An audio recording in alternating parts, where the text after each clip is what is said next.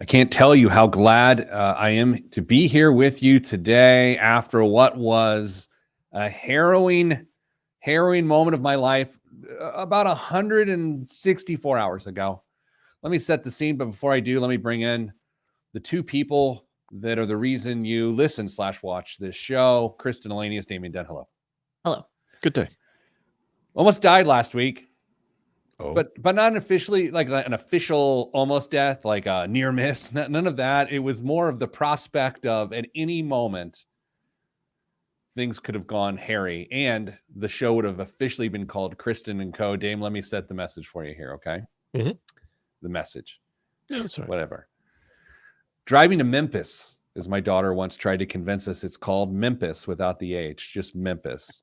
She has the confidence of a middle-aged man sometimes, and when she was 9 years old, she tried to convince us that it is in fact Memphis, Tennessee, and that went on for 6 months.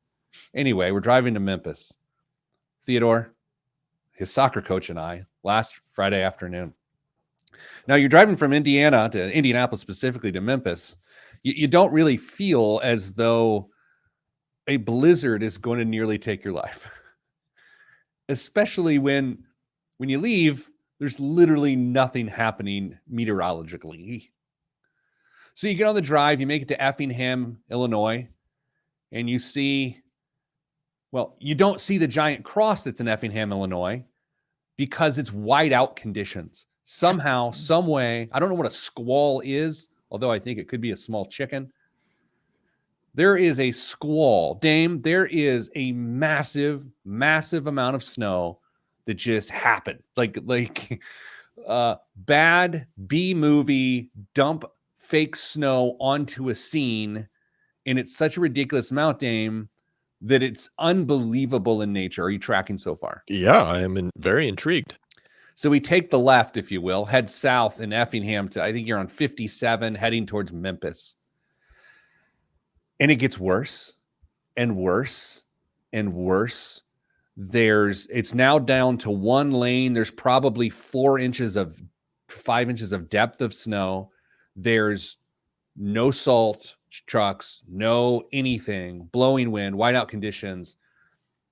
Dame, for about 4 hours, we saw at least 60 slide-offs. Wow. 2 cars in front of me, dare I say a sandwich for you. I saw a person lose the back end and go head into the retaining wall,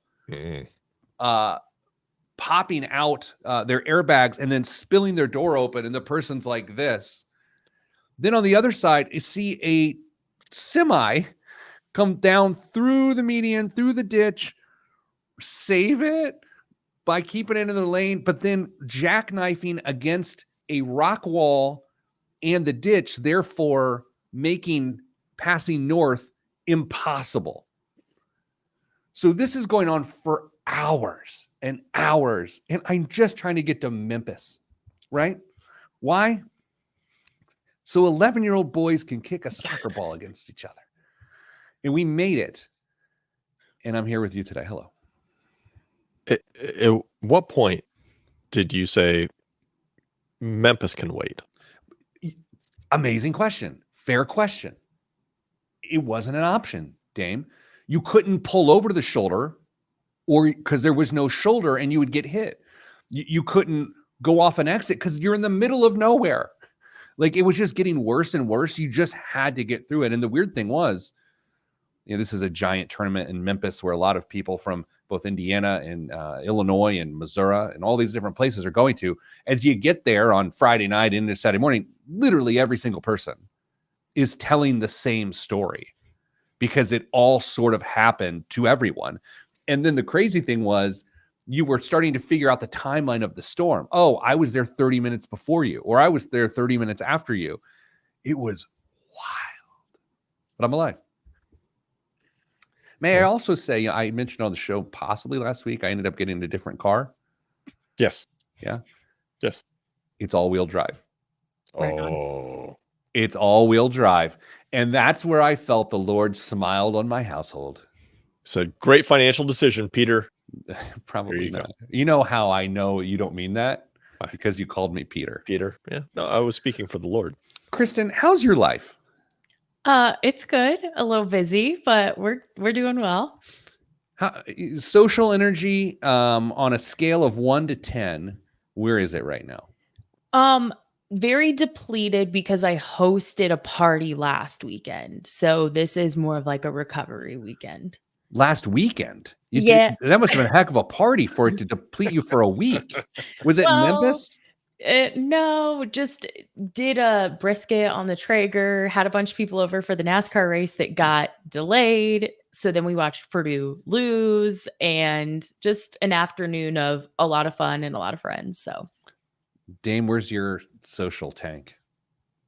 I'm in a pretty good spot right now. See the end of swim season just over the next horizon. So we're gonna have a little bit of at home time or more at home time for the family. So it's a sprint to the finish for us. And Chris asks a really interesting question in the live chat. What kind of party depletes a person for an entire week? Like, Kristen, did you have too many No. ranch waters? Like, what's going on there? I did not, gentlemen. I actually didn't drink at all. It's just that I like to be like the perfect toast. And so making sure everyone is like taken care of. Like, do you have anything to drink? Like, I'm like cleaning up the kitchen. And so it just like, I put a lot of pressure on myself to make sure everyone has a good time, I guess. Dame, I think it's time to test whether she really is the perfect host by asking a series of questions that we believe makes a perfect host. So I begin? I'll help you understand the spirit of this, Dame. Continue. Yeah, absolutely. Yeah, continue. Kristen, were there pigs in a blanket? No. That's your criteria. That's what you lead with? Yeah. There was a brisket. Was there barbecue meatballs with grape jelly, Midwest style? No. Dame? Was there a crock pot full of small smoky wieners with barbecue sauce? Little Smokies. No, It was brisket vibes. It was brisket tacos, brisket sandwiches, brisket nachos. It was like every variety of brisket was available. I'm sensing a porkless party. That's true. Not the perfect host. No one try again. Sorry. No one that attended the party raises hogs. So don't ever invite me to a party if there's not going to be swine to dine. Yeah, I'll revoke your future invitations. Lee says hello. I saw Lee last night at a soiree, business / celebration function situation. And can I tell him, I don't have time for this today, unfortunately. Like, we've got to go because I have to do a thing at the top of the hour. But I have to tell this story, and Lee has witnessed it.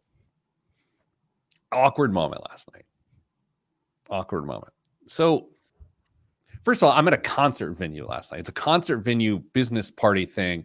So I'm in this concert venue and I'm thinking to myself, of course, with Kristen's face she's making right now, like, how uncomfortable am I at a concert venue? Were you sick? Yeah. No. I mean, there was a concert, and then I left in the middle of the first song because I music and me and live and so, Dame, I'm there, and they're playing on this very large screen a video tribute to why we're there. And as part of that tribute, I was actually interviewed to talk about what was happening, along with a bunch of other business leaders and whatnot.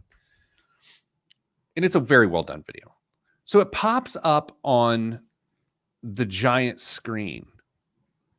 Dame, my head looked like Barry Bonds' head when he was allegedly taken.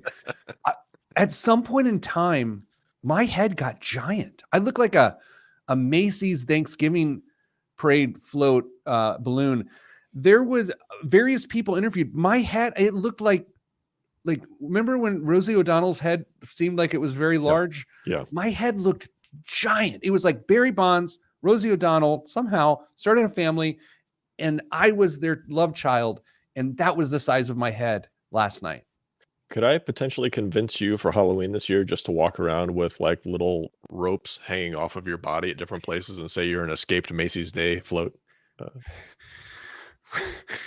We're at week 6. So, Dave, that's amazing. I didn't laugh like super loud, but that's very funny, and it deserves a check mark for you. I'll try and do a little bit better, but that's 6 weeks in a row. We'll start. Dave, I'm not in a place where I'm really loving my body right now. I want to shame anything. Sure. However, that was humbling. Like my head looked, Chris. I don't know. It looked. You were go to like the state fair, and they've got like the world's largest gourd or like a pumpkin situation going on. I look like I at least got a white ribbon on my head for the size of my neck gourd. Oh no, like reserve grand champion. Yeah. Yes. Not even. Yeah. Not even grand champion. Just reserve. What's reserve grand champion? Second place? Second place, I think. It's called reserve grand champion? Yeah. Oh my God, our society's going the wrong direction. Lee, I'm going to need a screenshot, a still of that video. Yeah, Lee, go ahead, email to send me, it. please. Damn. And here's the thing. I'm used to seeing myself on screen or hearing my voice on this or that. So I'm kind of over it. I don't care. There's something about it last night. I think my social energy was low, or I just had a long day. I was like, I was just like, I was like, oh, get this guy away. Okay, let's start the show in 3. Oh, I'm not ready. Oh my gosh, I really have to get going here. Kristen arranged an interview with a person I have to interview at the top of the hour, so we got to get. Sorry. 3, 2, 1. This week on the Pete the Planner Show, we answer your money questions. Here's how the show works. You email us, askpete@petetheplanner.com. That's askpete@petetheplanner.com. And you know what? As of like 3 weeks ago, I'm actually checking that email. It's not to say that email hadn't been checked. It says I hadn't personally been checking that email. I had someone doing it. Speaking of someone, I have 2 of those. One is Kristen Elanius. The other is Damian Dunn. On the count of 3, they will say hello together. But the way the audio mixes for the show, you won't hear one of them. That's the funny part. 1, 2, 3. Hello. Hello. Oh, Dame delayed. Hi, guys. So we have got topics today ranging from daily pay to 2 emails that were sent to askpete@petetheplanner.com that oddly enough, I didn't read. Okay, so let's begin. Kristen, we got an interesting question from our colleague Chad Force this week. It's Chad Meadows, formerly the drummer of an all-girl band in college. Indeed. True. Also drummer for Achilles' Last Stand, Which is was ALS. ALS, good name for a band. Anyway, so Chad sent us a question this week, and it was really to you and I. He's trying to work through a situation for a client. What are your thoughts on earned pay benefits, essentially payday advances on hours already worked? I'm not a big fan, but want to make sure we're aligned and I'm not missing anything. I might be equating it too closely to payday loans. Kristen, do you feel like you can give a simple explanation of this? I think so. I want to make sure I also understand it. And so, as I understand it, the employee, potentially hourly employee, we'll just use that example. They work on a Monday. They could then get those wages on a Tuesday after their Monday shift, as opposed to waiting to payday. Correct? That's the way I interpret it. Okay. And I still think there is something called daily pay, which is your debit card, if you will, Mhm. gets filled up with those days' wages at the conclusion of the shift. And then, of course, there's payday advance, which is in many cases, wages that have not yet been earned. So it's like an IOU on time. Dame, maybe let's start with the IOU on time. You can form your own opinion, but I think it's kind of going to go this way. We don't love it for the person, and we don't love the companies offer it. I don't know. Very, very convincing. Well said. Well, I asked you a question, and I didn't want to force you to agree with me, so I tried to go with a little. I think that arrangement sets a very tough road for somebody to try and do any significant financial planning, personal financial planning going forward, where you have access to your wages and future wages ahead of time, because it just seems like you have a never-ending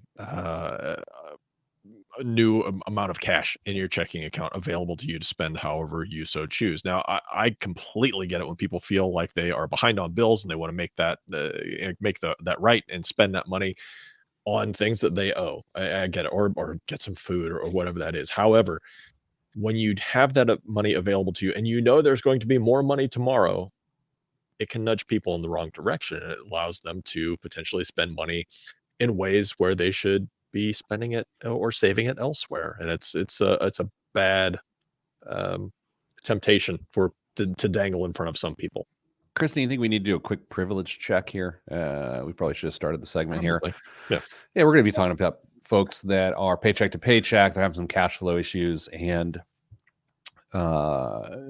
theoretically, I guess Kristen would have lower wages, Yeah, I think hourly wages. And so, since none of the three of us are in that situation, we want to talk about this observationally and not judgmentally. Is that a reasonable disclaimer? I think that was perfect. So, can I ask the two of you a question as an observer?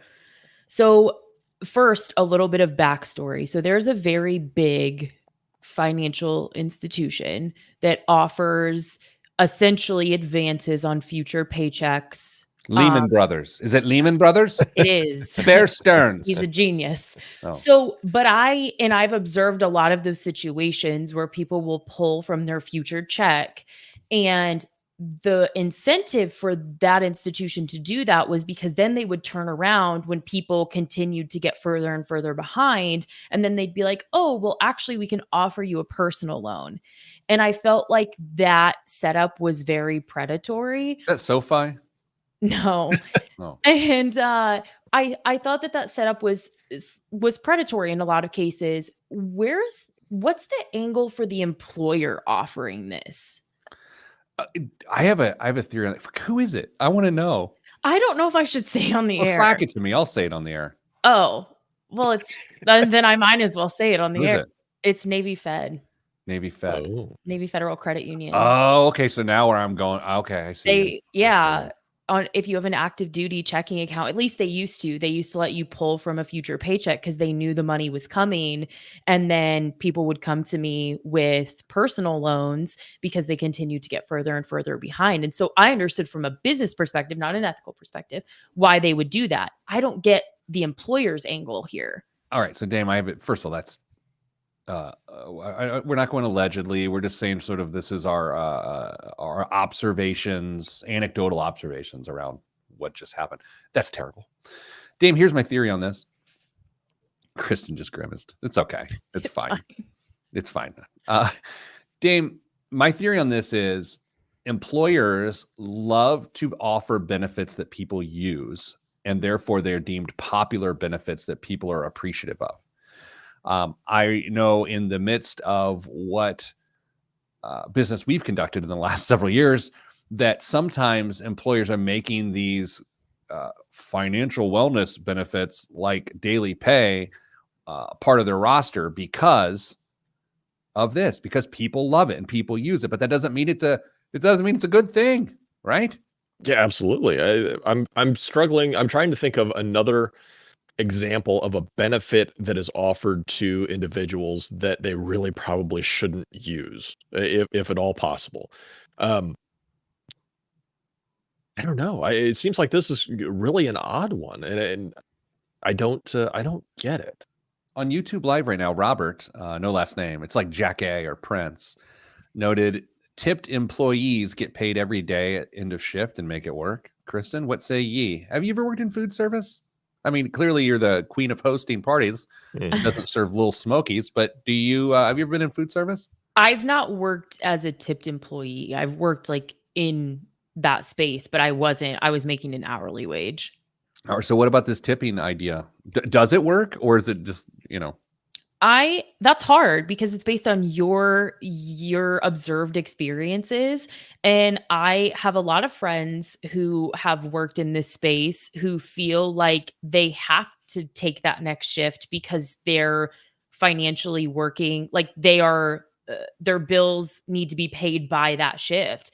And I don't know, could just be my anecdotal experience, but I think that saying that people make it work, maybe some people do, maybe some people don't. I fell down a TikTok hole one evening and Oh no. and watched somebody who is a server budget their month. It was a week actually, based off of the tips they received and what bills needed to be paid. It was really kind of fascinating to watch them go through and try and plan out their life based on the money they did or didn't earn because the expenses didn't change. Mm. So with less than a minute left and the fact that we've not answered the question is, what do we think about when a person has earned the wage and to have it pay out? I don't think it's the greatest thing in the world, but I also don't, you're not borrowing against anything. It's more of just a cash flow budgeting issue. So do you have a massive issue with it, despite it not being our preference? Does anyone have like a no way? No. No. Okay. So probably not the best way to do it, but also not the worst thing. What I would want is it to not become a pattern. And what I think the three of us know is it will absolutely become a pattern. And Yep. that's why we have some pause. And with pause, let's pause the show. We'll be back in just a bit. Taking your questions. Ask Pete at PeteThePlanner.com. I think I've ever done an outro with .com. All right. Which one are we doing? Which one are we doing first here? We do the Ian. Yeah. Old friend Ian. Let's bring Okay, him back. let's hit it now because I talked too much early. 3, Yeah, go ahead. 2, 1. Back on the Pete the Planner show. Dame. Pete? Okay. We get questions from time to time, emailed at askpete at PeteThePlanner.com. And here is one from our old friend Ian in Chicago. Greetings, Kristen and co. Hello again. And I hope 2024 is treating y'all well. Time out. Granted? Not born in Chicago, is he? No. Said y'all. Yeah. I have a bit of a money question that I've been considering this past week that I thought might make good for a good conversation on the show. My organization just went through a sudden round of layoffs, and while I'm safe for now, my team and I were notified that our positions will be terminated at the end of October unless new revenue is found. Time out. Ooh, aggressive, but I'm so sorry. That is disconcerting information, and I'm expressing empathy to you. But Dame, I do need to take a weird left turn here. The phrase "unless new revenue is found" is really hitting me in a weird spot. Wait, are they just expecting folks to go around and pull up couch cushions in the office and see what they can dig up, or what? I don't know. As someone who's in charge of a sales team that has a meeting in like an hour, I'm going to be like, have we found any new revenue? Anyway, continue on. Admitting that that's a while away, I've been thinking about how to shore up my finances ahead of October in case I cannot find a new role before that deadline and or additional funding to fund my team isn't found for my team. Running through all the options. Example, front loading my 401k so I max that out before Q4, cutting expenses like streaming services, paying down credit card debt, continuing to repay myself for the car and increase liquid savings versus paying down more debt. I'm curious if you have either a list of other money moves that would be the gold standard for someone in this position or a list of some pitfalls. I've never been through a future. You know what? Let's just stop there. It's just very in Ian style. It is. He is the James Patterson of emailers. It's very long. It's like the grapes of wrath. And also, Kristen, have you ever heard someone give two more glaringly different examples, like front loading a 401k to max it out and cutting streaming services? Those are on the opposite sides. I haven't, but it makes me really proud of Ian. I think that that's phenomenal that you're willing to make the little sacrifices as you go and also make the contributions that future you deserves. So go, Ian. He did list in point number 5, and we didn't even make it to point number 1. While this was a long email, it was a full 50 words less than my one last March progress. You know, that's hilarious because we didn't even get there. That's Pete's attention span for some of these emails. Just Dame just swallowed an entire amphibian family. Yeah, I did. It was great. We hit mute and clear your throat, baby. We can't ribbit answers to people. No. Kristen, where do you begin with this? I perhaps am a little more on the conservative side here, knowing, first of all, I do not, if you came to me and you were like, so Kristen, you're going to be fired in October, but we'd like you to stay until then. I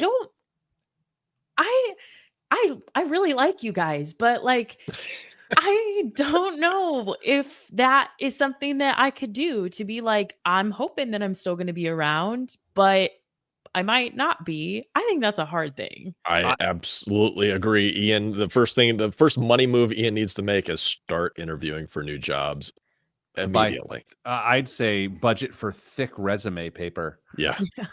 You were back in the early 2000s, which is the last time I think I interviewed for anything other than random things.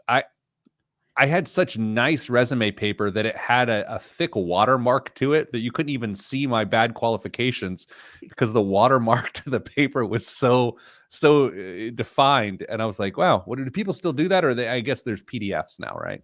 Yeah. I think there's Anyway. there's technology now. Yeah. 1,000% start looking for a gig, right? Yeah. I don't know how that's not the answer. And maybe he is. Maybe it's already going down, but I don't know what the second answer would be, honestly. Well- Just start looking. Okay, well, okay, hey, help me with this. He's talking about front loading the 401k, which I appreciate, and of course I didn't make it far enough in his Yeah. email to know if he had a cash position. Does he He have a does. cash position? Yeah. Yes. I was going to say just stack cash. Yeah. Instead of front loading the 401k. How much cash did he say he had? 7 in an emergency fund and 10 in a CD. More cash. Yeah, more cash. Yeah, because the reality is that if Ian decides to stay around and they can find more revenue, or if Ian goes to a different job, you can always be more aggressive with those 401k contributions toward the end of the year. But if we lose income, we lose our ability to stash cash. And I don't know. I think at one point we knew how much money it took to sustain Ian's house, but I don't think that we have it in this email. So Nope. that's not helpful. Here, over the years, we've read enough of these emails, and in the course of you all's work, you've read enough emails where you just grow to trust the Mhm. person. Mhm. And I think in this circumstance, it is fair to say I ultimately trust Ian to make a good decision, right? I mean, now there's different ways to look at this, but I think he might be getting a little too cute with the front loading the 401k thing, given he's only got $17,000 in an emergency fund. Would your level of trust change, Pete, if Ian hears this and writes us back and says, I'm just going to stick it out. I'm not going to interview for any other jobs. I'm not going to look. I'm going to ride this ship down, or I'm going to make it through. Would your opinion of level of trust change at that point? That's an interesting question. Are you saying that like I wouldn't trust his judgment to be realistic enough to look for a backup? Yeah. What do you have forward knowledge on this? Do you think that's the thing, or are you just playing? No, I'm just curious because as much as we know about Ian, and we know thousands of words about Ian at this point, it just strikes me as odd that he wouldn't have thought of looking for a second job at this point, or a backup job. What if this is like a really high paying position, or what if Ian's in a really niche field, or what if this company culture is okay, maybe the revenue isn't there, but maybe this is just like the best place that Ian's ever worked. Like, I certainly think there could be reasons beyond the financial, and October's still a long way away. I mean, maybe to start the third quarter, Ian starts looking for jobs. So I think that I do trust Ian's judgment, because I think potentially Ian's being proactive about a decision to be proactive to look for other jobs. Can we take a weird turn on this? So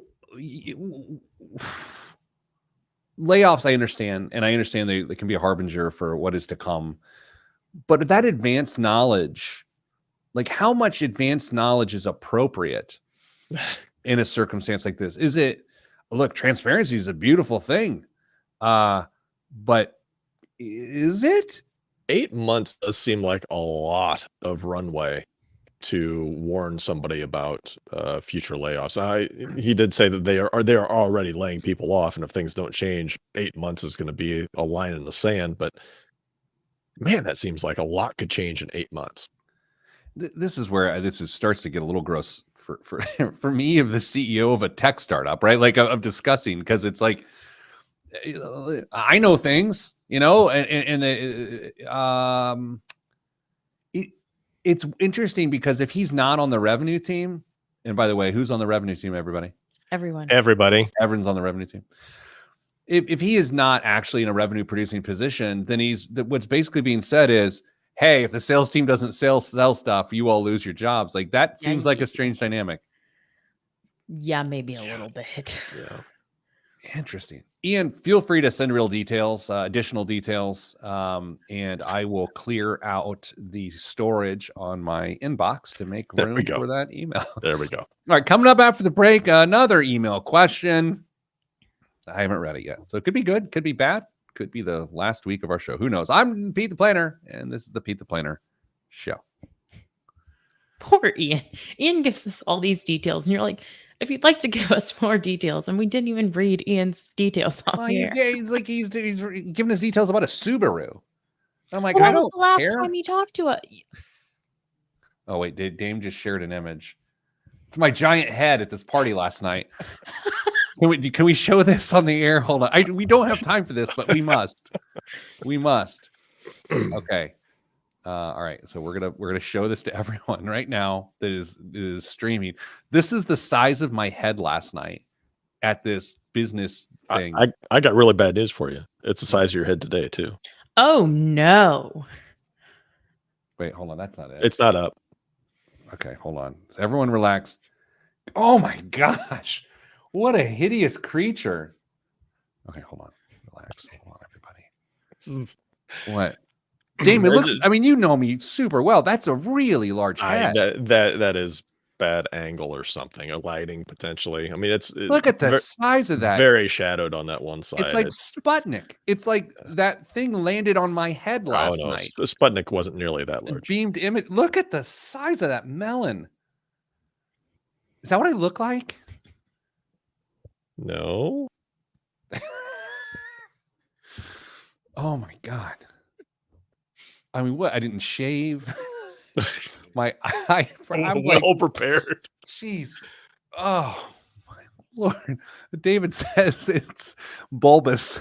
It does look like, it looks like a lollipop you wouldn't buy your kid at Disney. That's how big it is. Wow.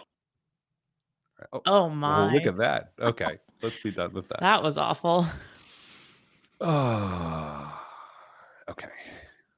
Brian says it's not that bad, but it kind of is. I believe Brian. It's so big. Okay, let's go. In 3. Oh, wait, we got to get back to, I don't know what to do. 3, 2, 1. We'll figure it out on the fly. Back on the Pete the Planner show, reading emails from people from the internets, answering them the best we might be able to. All right. How, Kristen, did that describe what this is? I think that felt representative of what today's show's been so far. This? Yeah. Was this the privilege one? Yes. Hello. Oh, wait. Damn, I was reading the email. Oh, hi. I was going to say you're in control, but you didn't seem like you were terrible. Hello. Control. There you go. Hello. Try again. Yeah. What? First, let me Hello? acknowledge this question comes from a place of privilege. I do like when people check their privilege at the door. I didn't even call a timeout there. I'm sorry.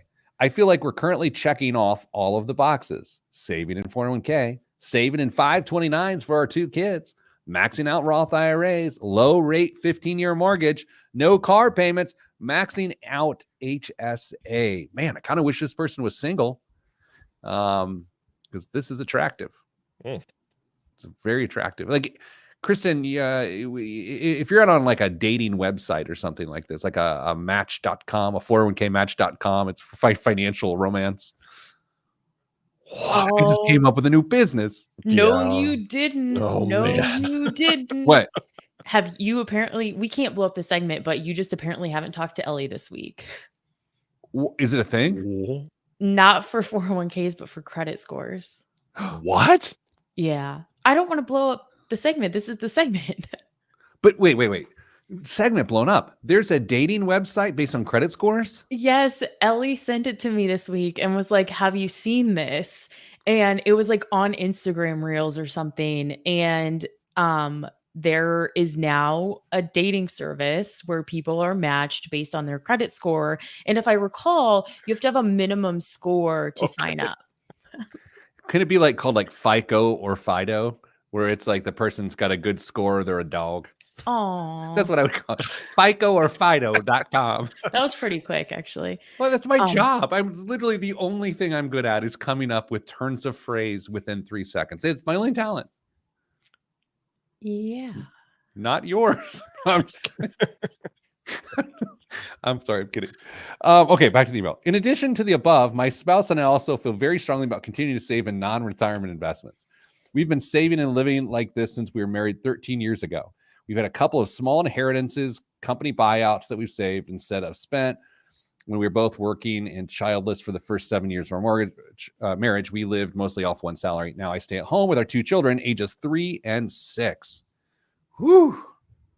Which brings me to my question. How do you set good financial goals?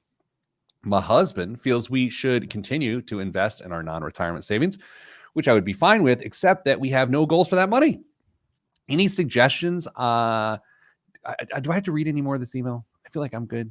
I think Yeah, you're probably all right. Okay. Signed. Oh, no name. No name. Okay. I can't believe this is an email because Mrs. Planner and I were talking about this last night as the future state version of this couple. what? Okay. So let me explain. This is us, right? I mean, this is a very similar situation here. Yeah.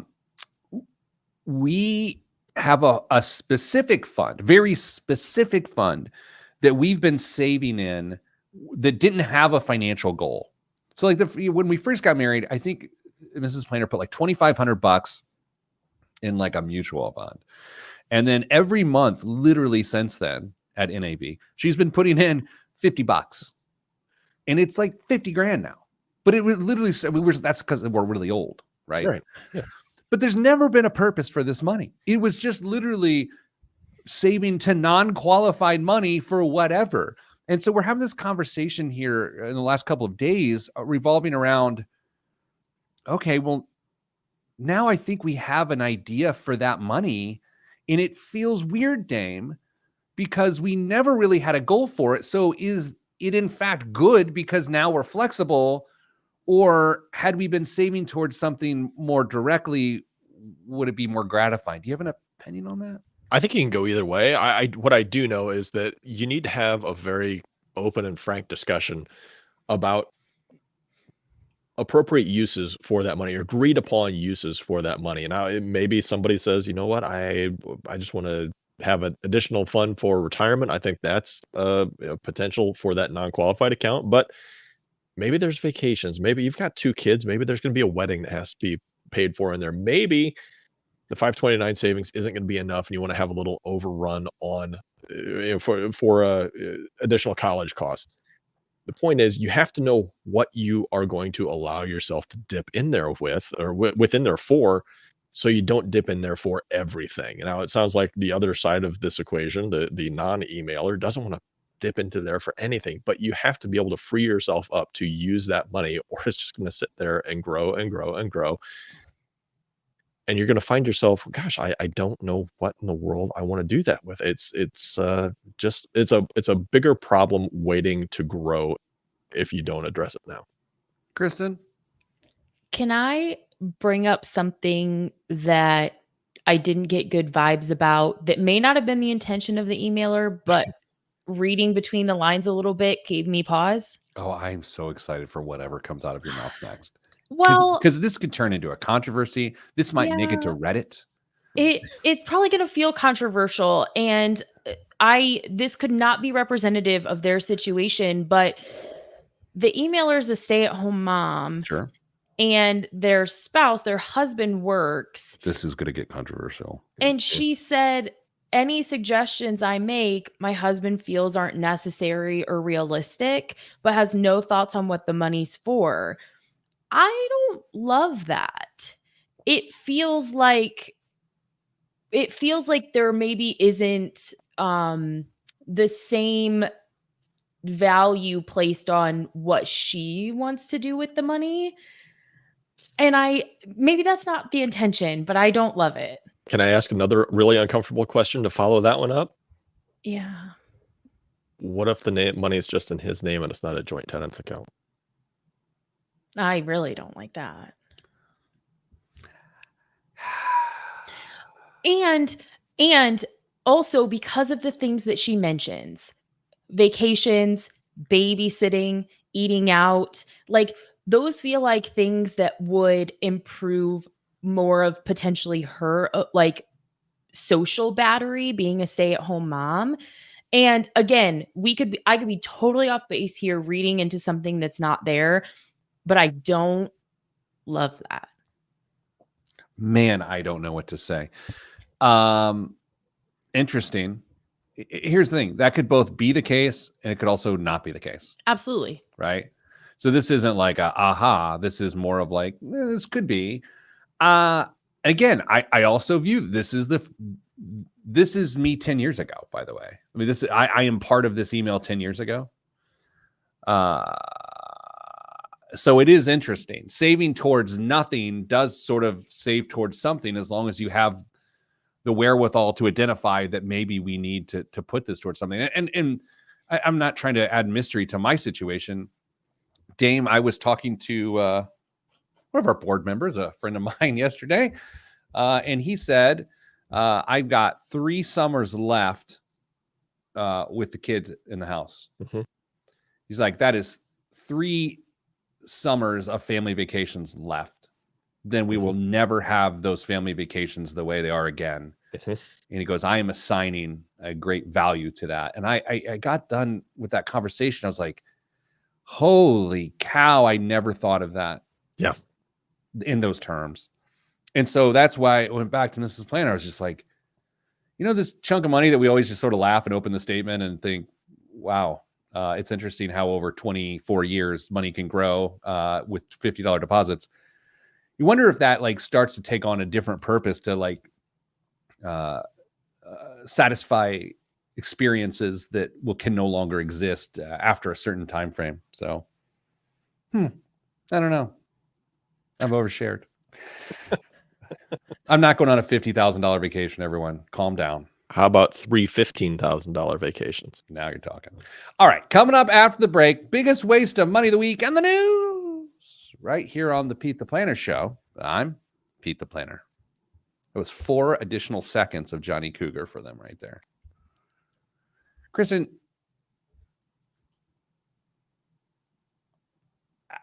I don't want to say you're on to something.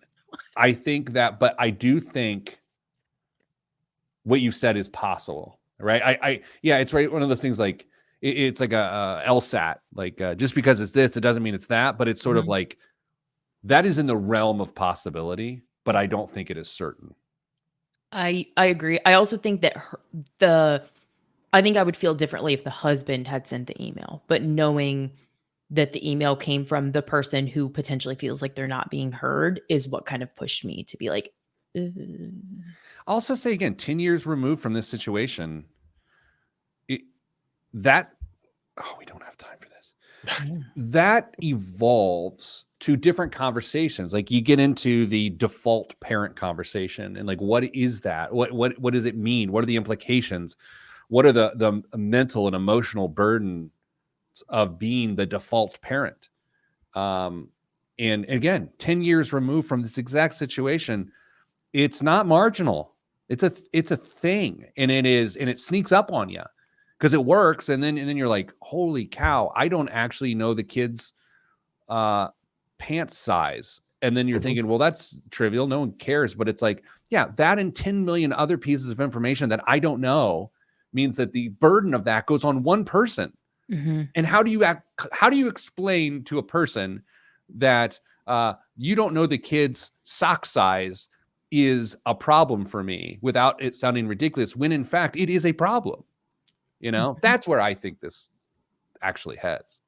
I'm gonna do something here, Kristen. I hope you don't get upset at me, listener. If there's more that you want to share with us, and just get not necessarily for a radio show or anything else. If there's anything else you want to share with us and talk through, send another email. Kristen and I'd be happy to take. I mean, Pete, maybe. I don't know if you really want Pete's advice on this or not, but Kristen and I'd be happy to exchange some emails with you and see if we can maybe give you some help in this case.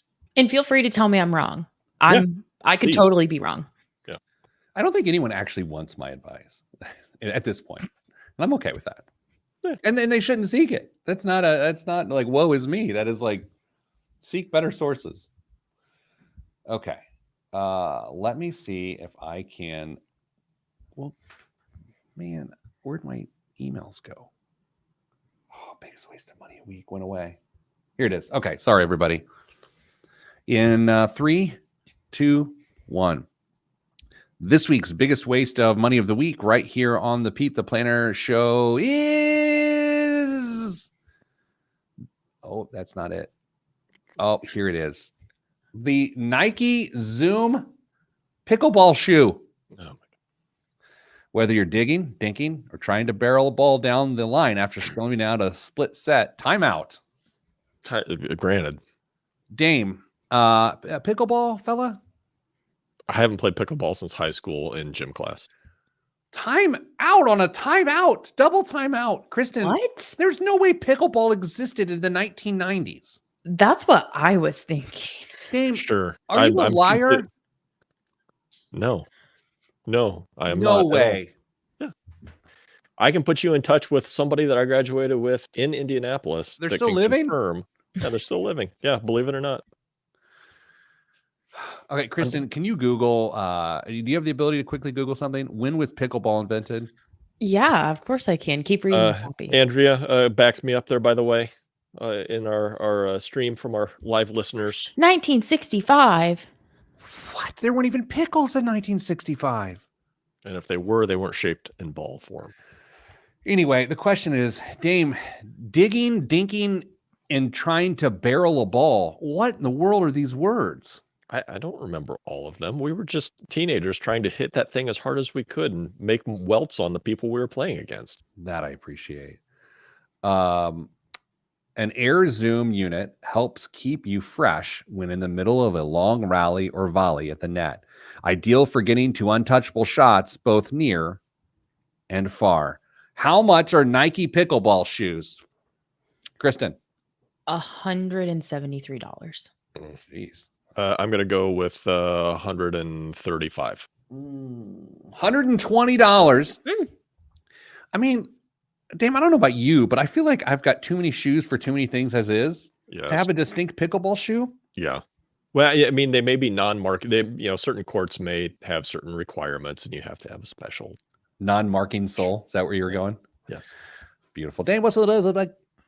President Biden canceled $1.2 billion of student loan debt. Nearly 153,000 people got an email from the White House yesterday notifying them that they no longer owe the Department of Education any money because of President Joe Biden's new Save Repayment Plan. The program's first wave of total student loan forgiveness, which comes almost 6 months ahead of schedule, applies to anyone who has been paying on small federal loans of $12,000 or less for at least 10 years. The Biden administration says it has canceled a total of $138 billion in federal student loans, which the president is looking to emphasize on the campaign trail. Kristen, you are our resident student loan expert. Thoughts? That's true. So this is, I think, Pete, you actually were the one who said it. Back in, was that October-ish, the fall of 2022, when we heard about student loan forgiveness en masse, you said, I actually think that the changes to repayment might be the real news here, I think is what you said, or something to that effect.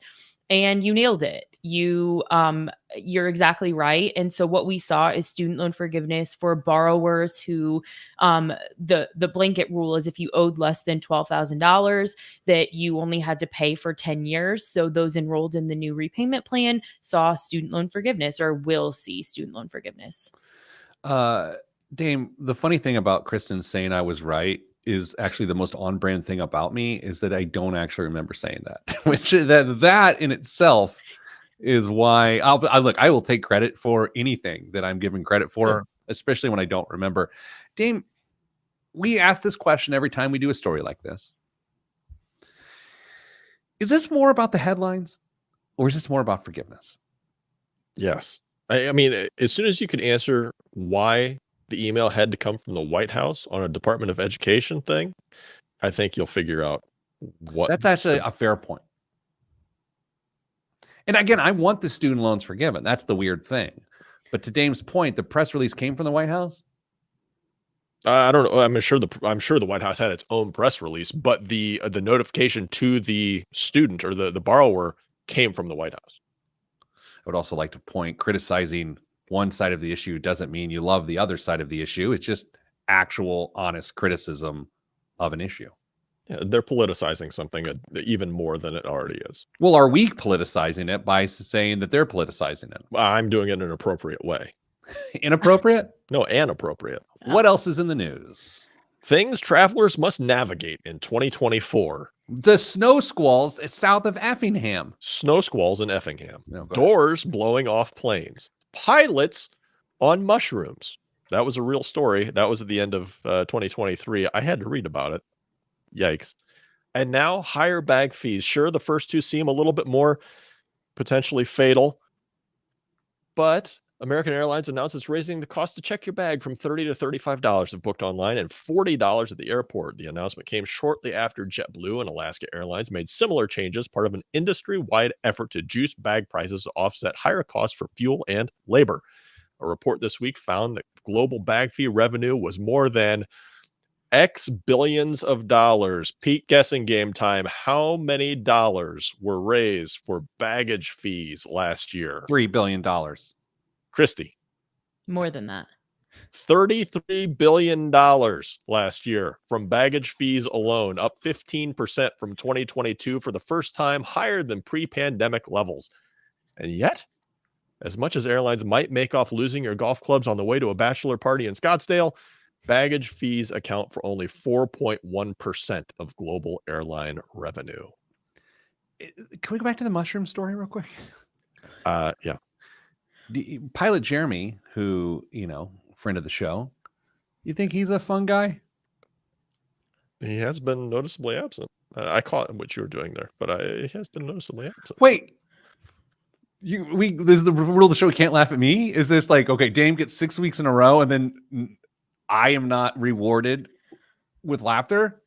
I'd laugh at Silent things that laughter. probably don't necessarily require an out loud laugh. I just decided to ignore that one. The dumbest part about this whole streak that you've got going on is it's only me laughing because Kristen silent laughs. She just makes a face and leans back. She goes, How dare you assume that our listeners don't laugh? I know they don't laugh. Dame, so do you think baggage fees are sort of the overdraft protection of the flying world? Yeah, additional revenue generation. I mean, it's horrible because if they really wanted to, all they had to do was just boost the price of tickets, but nobody wants to do that. They want to be as cheap as they can up front and then gouge you with additional fees and whatever after the fact. Kristen, I turn into a different person at the airport. Dame and I have flown together. Mhm. You and I, Kristen, have not flown together yet. I get so nervous about having space in the overhead bins for my carry-on, especially under rules like this. This will only make that worse for everywhere except Southwest. Yeah. And nothing makes me more frustrated than when there is a baggage fee, but then you get on the plane and they say there's not room for your bags. So they have to check them for you. And I'm like, you made me haul this through security. You made me do all of this with this bag and you were just going to take it from me anyway. That is so annoying. Wow. Sounds like a Yelp review. Should be. Dame, what else is in the news? With markets rising, consumer confidence holding up, and a wave of companies enforcing return to office mandates for many Americans, seems like the perfect time to finally hang up their hats. Indeed, the U.S. recorded 2.7 million more retirees in December than were predicted in models from economists at the St. Louis Federal Reserve, as reported by Bloomberg. Are you surprised by this? This is the silver tsunami, Pete. A little surprised. I would love to read that paper. I'd love to dig into the data there. I can Sure. send it to you. I just wanted to make sure we had time to discuss if we wanted to. Kristen, what do you think? 2.7 million more people just threw their hands in the air and waved them like they didn't care, so they could go play pickleball and hit some barrel shots down the line. I'm excited for them, but makes me a little nervous when I think about what we know about retirement readiness statistics. Yeah, Dame, that's where I go too. Isn't that you read that and you've got to go, uh-oh, there's gonna be One some of- reverse. Yeah, one of the things that they cited was the fact that 401k balances were at very, very high levels, and we all know how that works out with sequence of returns. Mhm. Let's do this. Let's part for 167 hours. Hmm. Thank you for listening to the show. We really appreciate it. I'm sending good vibes because good vibes are all that's in the budget. I'm Pete the Planner. Have a pleasant week. How was that? That's something. I don't do it again. I feel gross. I'm gonna have to Don't do it we have a again. shower at the office.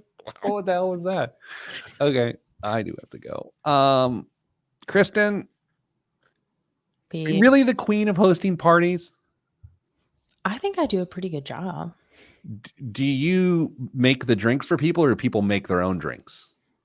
Very few people that I am friends with don't drink drinks that aren't in a 12-ounce can. It's So a a lot of Busch people- Light. Yeah, it's There we go. yeah. Do you run the music? Are you running the aux cord, Ooh. so to speak? So this weekend I would if it was like outside, but this weekend was the Purdue and then the IU game, and then there was another game after that, I think. You have So it like was just TV. 7-layer nacho dip. Someone did bring like a taco, beef dip. Dame, any other questions on whether she really is the best host? I am. Do people leave with like a takeaway bag, like a little like a gift bag for children at a birthday party? No, but I tried to send them home with leftovers. No leftover pork. Any cookies? What kind of desserts did we have? Mini cupcakes and cookies. And like a brownie dip with animal crackers and pretzels. Animal crackers and pretzels and a brownie dip? Hmm That sounds fun. It was delicious. She Listen- also eats cottage cheese with Doritos. Okay. When you wake up at 5 a.m. to start the brisket for everyone, you get to be the best host. So I wake up at 5 a.m. to read the New York Times every day. Doesn't make me Peter Jennings. we live different lives, man. Okay, so before we go, Kristen, you're flying somewhere soon? Are you going with Jeej to Yeah. the thing? Yeah, Yeah, When- Tuesday. when is that? Tuesday? I won't be here for just the you next and me. Yeah, just 2 you and me next week, Pete, for 2 weeks. Oh man. I will What do be on a plane next week, and then I'm on PTO the following. All right. Well, Dame, you're only gonna have to make one person laugh for the next 2 weeks. Just me. So congrats on week 6. So I must go. For the rest of you, stay getting money.